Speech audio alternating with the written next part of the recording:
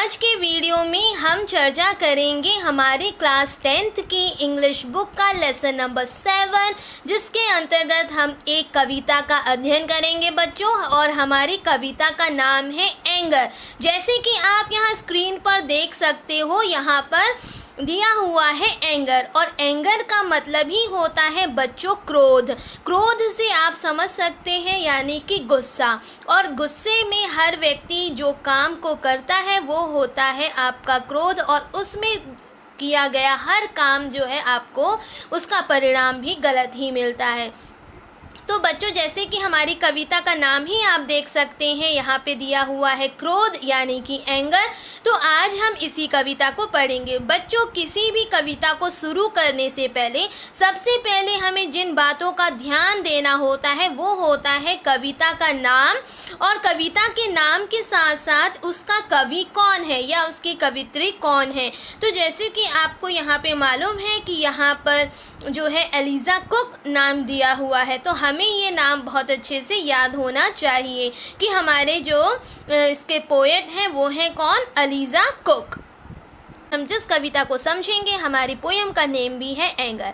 और बच्चों, जब भी हम किसी कविता को शुरुआत करें या किसी लेसन की बिगनिंग करें तो हमें ये विशेष ध्यान होना चाहिए कि उसे किसने लिखा है, उसे किसने तैयार किया। तो बच्चों, यहाँ पे आपको दिखाई दे रहा है एंगर, और इसको तैयार किया है एलिजा कुक ने। तो बच्चों, आज हम यही समझेंगे कि हमारे इस कविता में, जिसमें 4 पैराग्राफ्स आपको दिखाई दे रहे हैं, इसी का अध्ययन आज हम करेंगे। तो बच्चों, एंगर, सबसे पहले एंगर शब्द को समझ लेते हैं कि एंगर क्या है। जैसे कि आपको नाम से ही पता चल गया होगा कि एंगर का मतलब होता है क्रोध, क्रोध का मतलब होता है गुस्सा। यानी कि ऐसी स्थिति जब हम कोई भी काम करते हैं, इस स्थिति में तो वह काम कभी भी सफल नहीं होता और उसका परिणाम भी हमें गलत ही मिलता है। और बच्चों, इसे तैयार किया है एलिजा कुक ने। एलिजा कुक जो है वो एक कवित्री थी, और इनका जो जन्म था 24 दिसंबर 1818 में इंग्लैंड में हुआ था, यानी कि ये इंग्लैंड में रहने वाली थी। और इनका जो डेथ हुई थी बच्चों, वो हुई थी 23 सितंबर 1889 में, और इंग्लैंड में ही इनकी मृत्यु हुई थी, और जन्म भी उनका इंग्लैंड में ही हुआ था। कुल मिलाकर 70 वर्ष तक इन्होंने अपने जीवन काल को जिया, और उसके बाद इनकी मृत्यु हो गई। इन्होंने अपने जीवन काल में बहुत सी कविताओं की रचना करी, बहुत से अच्छे इन्होंने लेख तैयार करे। उन्हीं में से आज एक कविता जिसका हम अध्ययन करने वाले हैं वो है हमारी एंगर, जिसको हम आज अभी पढ़ेंगे। तो चलो बच्चों, हम शुरू करते हैं कविता को समझना। चलो बच्चों, फर्स्ट पैराग्राफ को देख लेते हैं, और इसे हम सबसे पहले रीड करेंगे ताकि हमको इसके सारे कठिन शब्दों को पढ़ते बनने लगे और हमें किसी प्रकार की कठिनाई ना हो। तो बच्चों, मैं रीड करती हूँ, उसके बाद मैं इसके अर्थ को समझाऊंगी। Anger is an ugly thing and spoils the fairest face, it cometh like a rainy cloud upon a sunny place.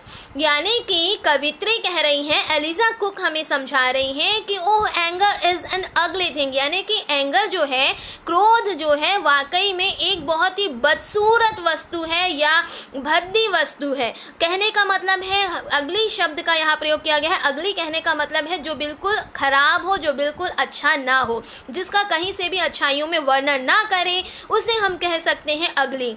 और यहाँ पर हमको एंगर शब्द को की विशेषता बताई गई है कि वो एक अगली थिंग है, यानी कि एक बुरी वस्तु है।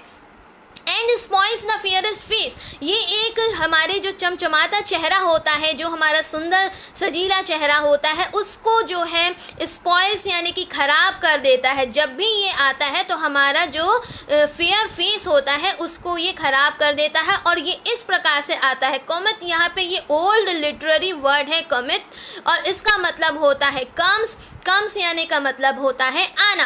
तो it comes like a rainy cloud, मतलब कि ये एक जैसे घने बारिश वाले बादल होते हैं, सेम उसी प्रकार से ये प्रतीत होता है जैसे ये घने बादलों के रूप में आ गया हो, रेनी क्लाउड के रूप में, बारिश करने वाले बादलों के रूप में आ गया हो। किसके ऊपर आ गया हो, अपॉन अ सनी प्लेस, यानी किसी स्थान पर जब सुनहरी धूप निकली हुई है, वहाँ पर जिस प्रकार से घने बादल, बारिश वाले बादल यदि छा जाते हैं या आ जाते हैं, तो किस प्रकार से वह सुनहरी धूप जो है पूरी गायब हो जाती है और एक अंधकार सा छा जाता है। सेम उसी प्रकार से यदि किसी व्यक्ति को क्रोध आ जाए या वह क्रोध की स्थिति में आ जाए तो उसके चेहरे की जो चमक है ठीक इसी प्रकार से गायब हो जाती है जैसे सुनहरी धूप धूप को जो है काले बारिश वाले घने बादल गायब कर देते हैं या वहाँ से लुप्त कर देते हैं। तो ये हो गया बच्चों पहला पैराग्राफ, हमें इसी प्रकार से उसे पढ़ने हैं। इसके कठिन शब्दों को हम इस कविता के जैसे ही कंप्लीट होगी हम इसके कठिन शब्दों को जानेंगे। अब सेकंड पैराग्राफ पढ़ते हैं। One angry moments often does what we repent for years, it works the wrong we never make right by sorrow और बाय टीयर्स।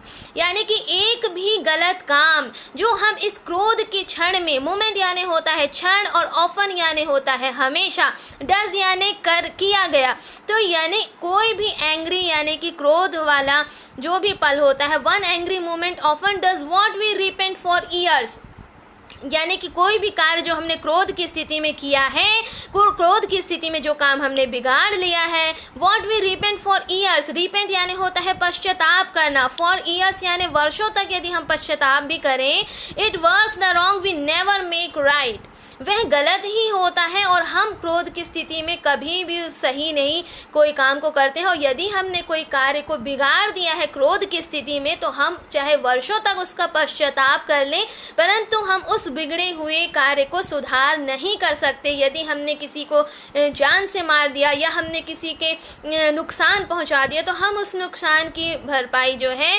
पश्चाताप करने के बाद नहीं कर सकते, पश्चाताप से उस चीज़ को पूरा नहीं कर सकते।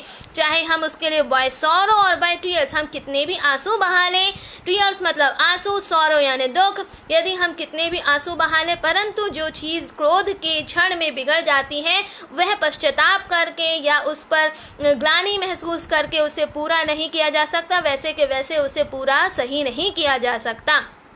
तो ये है सेकंड नंबर। अब The hand of peace is frank and warm and soft as ring dove's wing, and he who quells an angry thought is greater than a king। इसके अंतर्गत एलिजा कुक हमें समझा रही हैं कि ऐसा व्यक्ति जो शांत रहता है, क्योंकि क्रोध एक विकराल रूप है, क्रोध में व्यक्ति हर काम को बिगाड़ता है, और क्रोध का दूसरा विपरीत रूप हम समझ लीजिए शांत। शांत यदि कोई व्यक्ति रहता है तो उसकी तुलना में वह हर काम को अच्छे से करता है, उसके काम में उसका परिणाम भी उसे बहुत अच्छा मिलता है और नो डाउट उसे उसमें सफलता मिलती है। परंतु व्यक्ति यदि क्रोध की स्थिति में काम करता है तो उसका परिणाम उसे अच्छा नहीं मिलता और उसके काम के परिणाम का जो रहता है वो हमेशा निश्चित गलत ही उसे परिणाम मिलते हैं। तो the hand of peace is frank and warm and soft as ring dove's wing, उसकी जो तुलना है वो शांति की जो तुलना है वो डव्स के विंग्स के समान की गई है। डव यहाँ पे बोला गया है कबूतर, कबूतर के पंखों के समान उसे कोमल, सरल और स्पष्ट माना गया है। And he who क्वेल्स an angry thought, ऐसा व्यक्ति जो क्वेल्स कर लेता है अपने क्रोध के विचारों को, क्रोध में जिस प्रकार के विचार हमारे मन में आते हैं, क्रोधित विचार जो आते हैं, यदि कोई व्यक्ति उसे क्वेल्स कर ले, उसे दबा ले, उसको किसी प्रकार से नियंत्रित कर ले, तो वह व्यक्ति जो है राजा से बढ़कर महान होता है। ऐसा एलिजा कुक कह रही हैं कि यदि कोई व्यक्ति अपने क्रोधित विचारों को नियंत्रित कर लेता है, उसको दबा लेता है, उसको अपने तरीके से वो शांत कर लेता है या नियंत्रण कर लेता है, तो वह व्यक्ति जो होता है ग्रेटर देन अ किंग है, यानी राजा से बढ़कर शोभनीय है, राजा से बढ़कर महान है।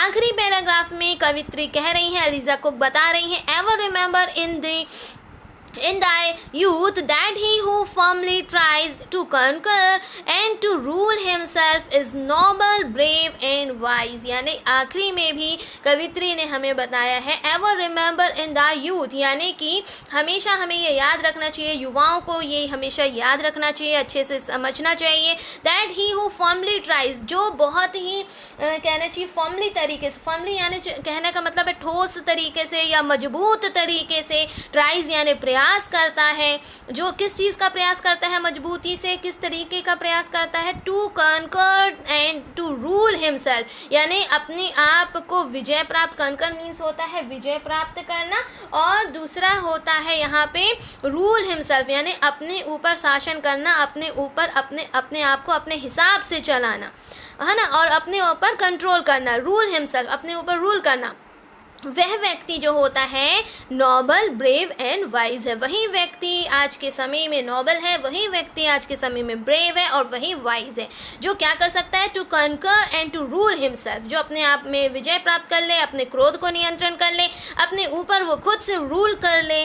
और वही व्यक्ति नोबल है, वही व्यक्ति आज के समय में ब्रेव है, वही व्यक्ति आज के समय में वाइज है। तो नोबल मतलब होता है श्रेष्ठ, आप समझ लीजिए, ये बहुत अच्छा व्यक्ति वही है। ब्रेव यानी बहादुर व्यक्ति आज के समय में वही है जो अपने क्रोध को नियंत्रण कर ले और उस पर विजय प्राप्त कर ले, उसे क्रोध कभी आए ना, उस स्थिति को पूरा वो अपने तरीके से डील कर ले और अपने अंदर उसको किसी प्रकार से, हर प्रकार से शांत कर ले। तो वही ब्रेव है और वही वाइज है, यानी कि सच्चा बुद्धिमान व्यक्ति वही है जो अपने क्रोध में उत्पन्न वाली स्थितियों को नियंत्रित कर लेता है, क्रोध में उठने वाले विचारों को दबा लेता है, अपने हर तरीके से उसको कंट्रोल कर लेता है, तो उसके कोई भी काम नहीं बिगड़ते हैं। और वही आज का व्यक्ति नोबल है और वही ब्रेव है और वही वाइज है, ऐसा एलिजा कुक ने हमें बताया है।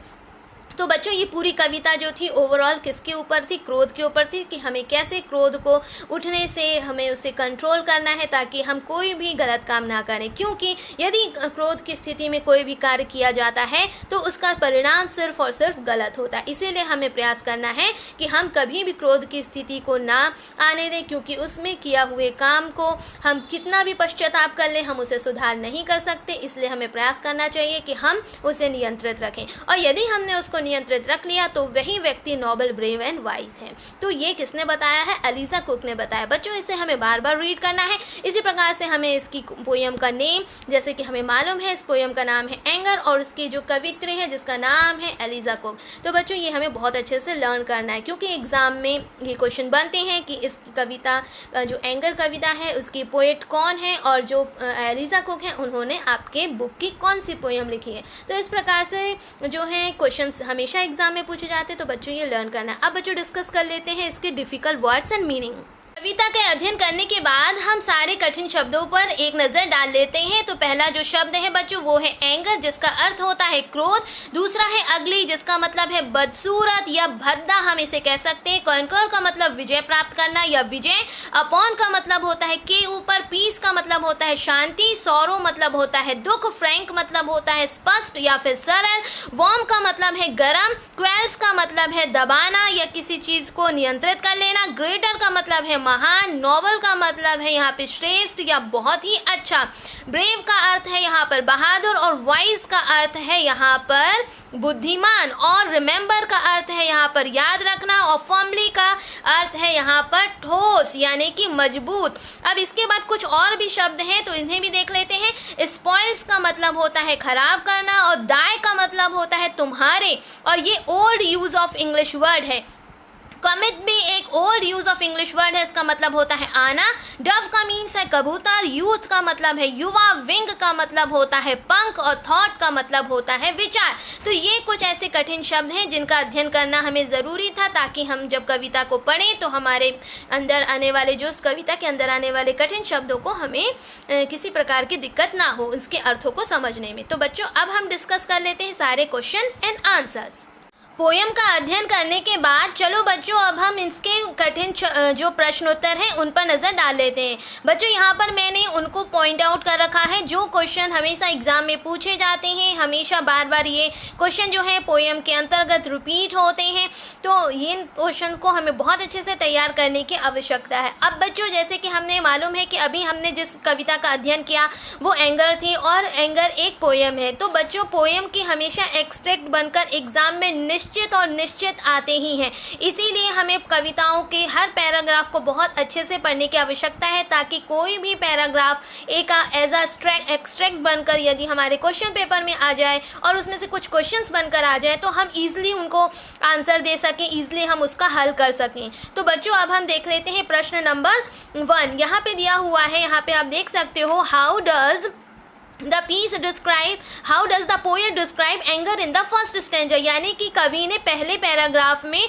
एंगर को किस प्रकार से वर्णन किया है, एंगर को क्या समझाया है, क्या उसकी व्याख्या करी है पहले पैराग्राफ में, कविता के पहले पैराग्राफ में। तो यहाँ पे देखेंगे the poet describe anger is an ugly thing, यानी कवि कहता है कि जो एंगर यानी क्रोध है वो बहुत ही खराब और भद्दी और बदसूरत वस्तु है।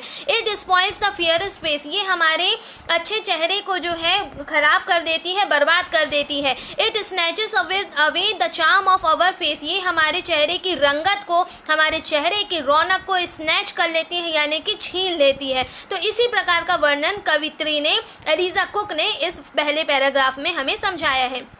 सेकेंड क्वेश्चन है who is greater than a king, ये मोस्ट इंपॉर्टेंट क्वेश्चन है, मोस्ट ऑफ द टाइम ये पूछा गया है ये क्वेश्चन एग्जाम में। तो कौन है ग्रेटर देन अ किंग, यानी who is greater than a king, राजा से बढ़ के महान कौन है। ऐसा व्यक्ति जो कंट्रोल यानी नियंत्रण कर ले अपने एंग्री थॉट यानी क्रोध में आने वाले विचारों को, वही है राजा से बढ़कर महान। तो राजा, जो व्यक्ति अपने क्रोध को काबू कर ले वो राजा से बढ़कर महान है। Question number 3 who is noble brave and wise, this is also a most important question and ever asking in the examination.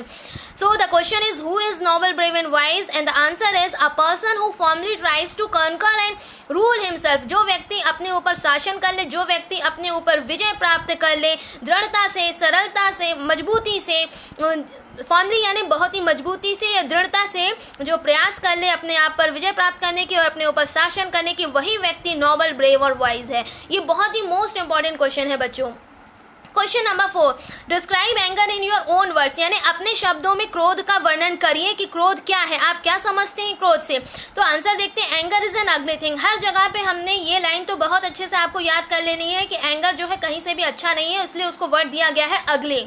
Anger is an अगली थिंग्स, वो बहुत ही भद्दा, बहुत ही बदसूरत, बहुत ही खराब चीज़ है। It spoil the fairest face, इस क्वेश्चन को याद करने के लिए यदि हमने क्वेश्चन नंबर 1 को तैयार कर लिया तो ये आंसर बहुत अच्छे से हमसे बन जाएगा। एंगर इज एन अगली things, it spoils the fairest face, यानी कि ये हमारे सुंदर चेहरे को खराब कर देता है, ये हमारे चेहरे की रंगत को उड़ा देता है, छीन लेता है। People do harm in anger, और जो व्यक्ति होते हैं वो कभी भी क्रोध में अच्छा काम नहीं करते। जो भी काम क्रोध की स्थिति में किया जाता है, people do wrong in anger, मतलब people do harm in anger, यानी कि हमेशा हानि पहुंचाने वाला काम क्रोध में किया जाता है। कभी भी ऐसा काम नहीं होता जो अच्छा सफल हो या उसका लाभ हो। We do the wrong things in anger, हम हमेशा गलत काम ही करते हैं क्रोध की स्थिति में। कभी भी ऐसा आपने नहीं सुना होगा कि क्रोध की स्थिति में किसी व्यक्ति ने बहुत ही अच्छा काम किया। हमेशा यही आपने सुना होगा, देखा होगा, जाना होगा कि क्रोध की स्थिति में हर काम बिगाड़ने का होता है, क्रोध की स्थिति में हर काम बिगड़ा होता है और उसमें कोई भी काम सफल नहीं होता, उसमें कोई भी अच्छा रिजल्ट नहीं मिलता।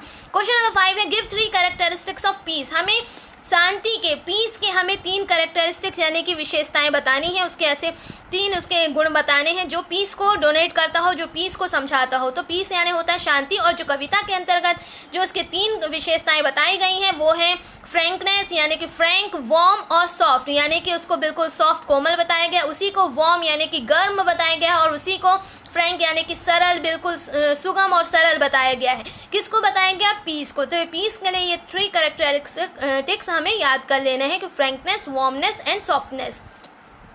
उसके बाद नेक्स्ट है क्वेश्चन नंबर सेक्शन बी में देखते हैं। सेक्शन बी में थोड़े से हमें जो है 3 से 4 लाइंस के थोड़े से फर्स्ट सेक्शन से थोड़े से लेंदी आंसर लिखने रहते हैं। तो चलो बच्चों, फर्स्ट क्वेश्चन है जो कि मोस्ट इंपॉर्टेंट क्वेश्चन है और इसे हमें बहुत अच्छे से तैयार करना है। What are the disadvantages of being angry, यानी कि जो हम क्रोध होते हैं, क्रोधित होने के, गुस्सा होने के क्या दुष्परिणाम है, क्या उसके डिसएडवांटेज है, क्या क्या हानियाँ हैं, ये हमें बताना है क्रोधित होने की। तो following are the disadvantages of being angry, यानी बहुत सी ऐसे दुष्परिणाम है, बहुत सी ऐसी हानियां हैं क्रोधित होने की। तो कौन कौन सी हानियां हैं? सबसे पहले एंगर मेक्स द फेस अगली, जैसे कि हमें मालूम है क्रोध की स्थिति में हमारा चेहरा जो है बहुत ही बदसूरत हो जाता है, गंदा हो जाता है।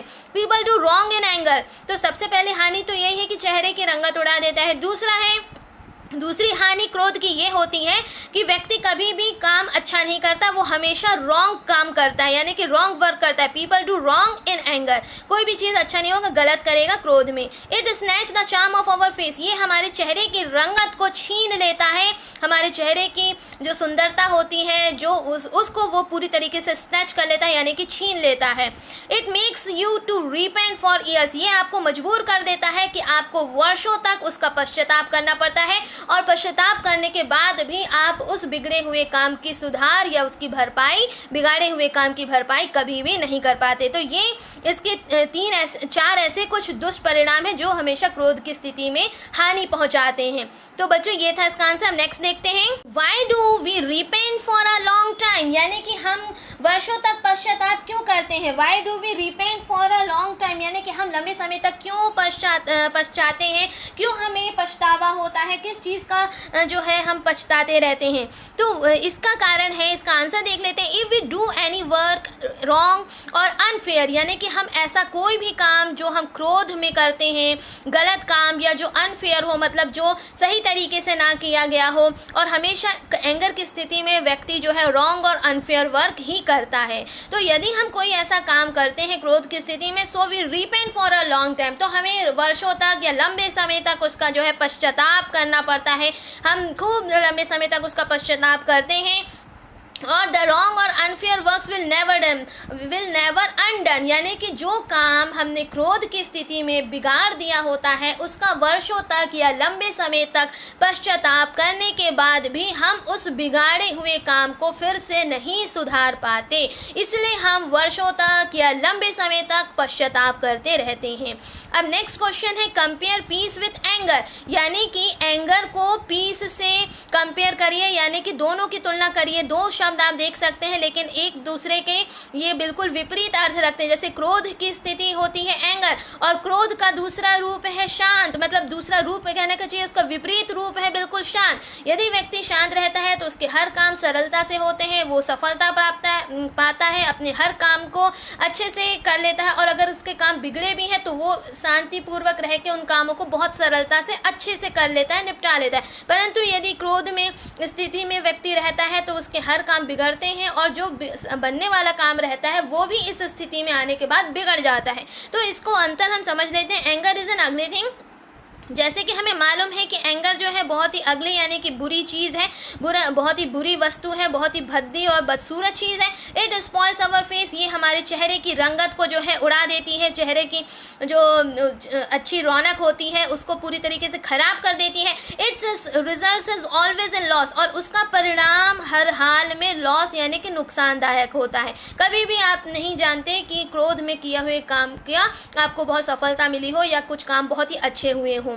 इन पीस, और यदि व्यक्ति शांति में रहता है, वी डू एनीथिंग राइट, कोई भी काम जो आप करते हो वो हमेशा सही होता है। यदि व्यक्ति शांत मन से, शांत चित्त से किसी काम को करे तो हमेशा वो सही होता है। A person who क्वेल्स his anger, और ऐसा व्यक्ति जो अपने एंगर को क्वेल्स कर ले यानी कि दबा ले या कंट्रोल कर ले, किसके द्वारा, शांति के द्वारा, यानी शांति को रख कर जो अपनी क्रोध की स्थिति को दबा लेता है, वही जो है राजा से बढ़कर शोभनीय होता है, राजा से बढ़कर महान होता है, राजा से बढ़कर ग्रेट यानी कि तुलनीय, उसके तुलना में वो बहुत ज़्यादा महान माना जाता है, ग्रेटर माना जाता है।